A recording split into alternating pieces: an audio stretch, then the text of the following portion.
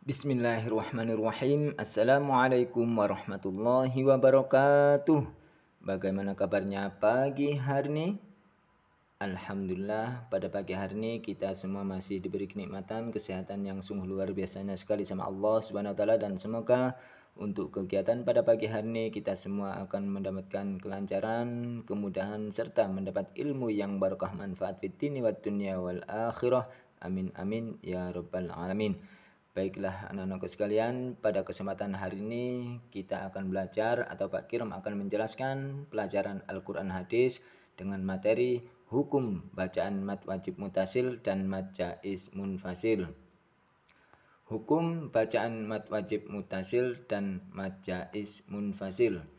Hukum bacaan mad secara garis besar terbagi menjadi dua, yakni mad tabi'i atau asli dan mad far'i atau cabang. Salah satu hukum bacaan mad yang terdapat dalam mad far'i adalah mad wajib mutasil dan mad jaiz munfasil. Mad wajib mutasil dan mad jaiz munfasil merupakan dua hukum bacaan yang berbeda, yang mana kemarin pada semester pertama kita telah belajar mad tabi'i. Kemudian sekarang kita belajar mad far'i atau cabang. Yang kita pelajari itu adalah mad wajib mutasil dan mad jaiz munfasil. Langsung saja Pak Kiram akan menjelaskan mad wajib mutasil. Secara bahasa, mad wajib mutasil terdiri dari tiga kata, yakni mad artinya panjang, wajib artinya harus, dan mutasil artinya sambung. Selain penamaan mad wajib mutasil juga disebut secara ringkas menjadi mad mutasil saja. Secara istilah atau ilmu tajwid, mad wajib mutasil adalah apabila ada mad bertemu dengan hamzah dalam satu kata. Alasan disebut mutasil adalah bersambungnya sebab, yakni mad bertemu hamzah secara langsung dalam satu kata. Cara membaca hukum bacaan mad wajib mutasil adalah dengan memanjangkan sekitar 2 atau 2,5 alif atau 4 atau 5 harokat. Kemudian namun yang didahulukan secara ada atau prakteknya adalah panjang 2 alif atau 4 harokat. Contoh hukum bacaan mad wajib mutasil dapat ditemukan di banyak ayat-ayat Al-Quran. Di antaranya adalah sebagai berikut. Ini adalah contoh di dalam Quran surat Al-Baqarah ayat 5 dan 6. Yang pertama adalah Bismillahirrahmanirrahim. Ulaika ala hudam mir rabbihim. Ini contohnya itu adalah ulaika. Jadi mad bertemu dengan hamzah. Ula itu adalah mad, ika itu adalah hamzahnya, yaitu mad bertemu dengan hamzah. Kemudian yang selanjutnya itu adalah sawaun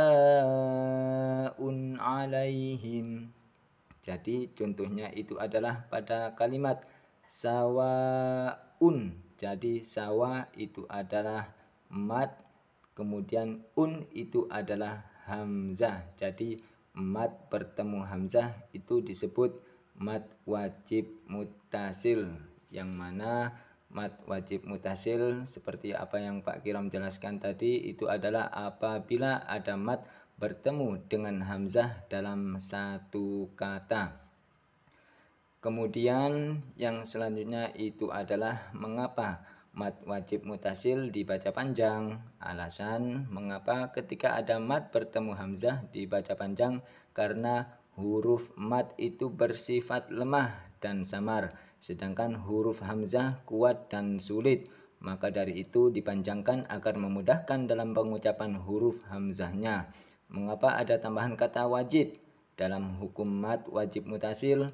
Karena ulama qiraah sepakat memanjangkan hukum bacaan mad wajib mutasil meskipun kadar panjangnya berbeda-beda, sehingga membaca panjang mad wajib mutasil dikatakan wajib. Kemudian yang selanjutnya itu adalah mad jaiz munfasil. Secara bahasa, mad jaiz munfasil terdiri dari 3 kata, yakni mad artinya panjang, kemudian jaiz artinya boleh, dan munfasil artinya terpisah. Selain dikenal dengan nama mad jaiz munfasil, juga disebut secara ringkas dengan sebutan mad munfasil saja.